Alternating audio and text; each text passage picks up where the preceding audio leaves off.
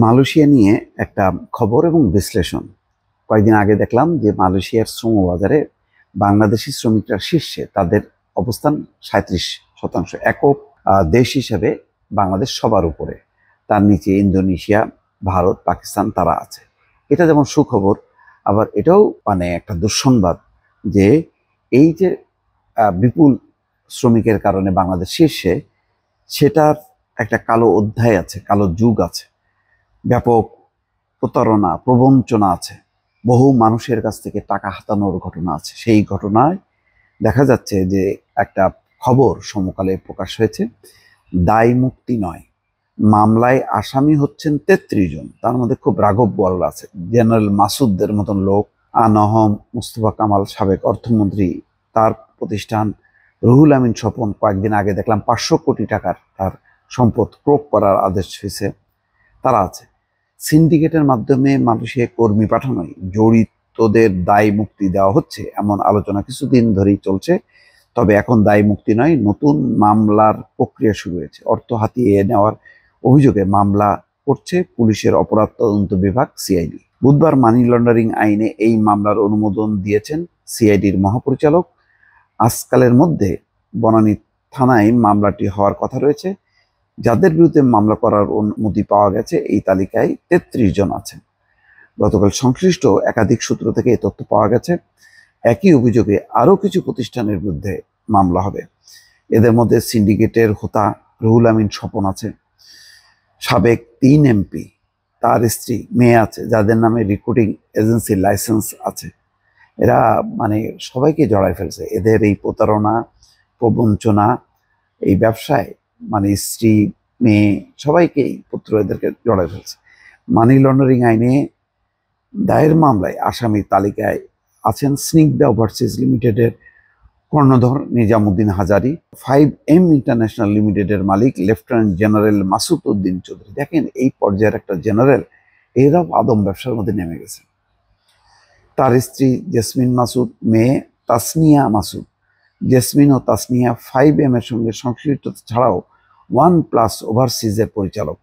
এছাড়া মামলায় আসামি করা হচ্ছে আহমেদ ইন্টারন্যাশনালের মালিক সাবেক এমপি বেনজির আহমেদ এবং সাবেক অর্থমন্ত্রী আহম মুস্তফা কামালের স্ত্রী কাশ্মীরি কামাল। 5ই আগস্ট শেখ হাসিনা সরকারের পতনের পর থেকে তারা সবাই আত্মগোপনে আছেন।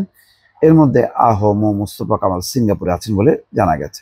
সিআইডির করা মামলায় ক্যাথারসিস ইন্টারন্যাশনালের কর্ণধর বায়রার সাবেক মহাসচিব রুহুল আমিন স্বপনও আসামি হচ্ছেন। তিনি মালয়েশিয়ার সিন্ডিকেটের মাধ্যমে কর্মী পাঠানোর অন্যতম হোতা হিসেবে পরিচিত, সেই সমন্বয়টা করত মূলত। গত 20 আগস্ট স্বপনের 500 কোটি টাকার স্থাবর সম্পদ জব্দের আদেশ দিয়েছে আদালত। 7টি দলিলে রাজধানীর বসুন্ধরা আবাসিক এলাকা, উত্তরা এবং বনানীতে 231 কাঠা জমি রয়েছে তাদের। মালয়েশিয়ার সিন্ডিকেটের সঙ্গে জড়িত ব্যক্তিদের দায় মুক্তি না দিতে 12ই আগস্ট এক বিবৃতি দেয় অভিবাসন নিয়ে কাজ করা 23টি সংগঠনের একটি মোর্চা। জড়িতদের বিরুদ্ধে অভিযোগের পুনঃ তদন্ত এবং বিচারিক তদন্তের দাবি জানায় তারা। এরা যেটা বলা হচ্ছে, মানি লন্ডারিং প্রতিরোধ আইন অনুযায়ী অভিযুক্তদের বিরুদ্ধে প্রথমে তদন্ত করে সিআইডি। অভিযুক্তরা মানি লন্ডারিং এর সংশ্লিষ্ট এমন তথ্য পাওয়ার পর মামলা দায়েরের অনুমোদন দেওয়া হয়।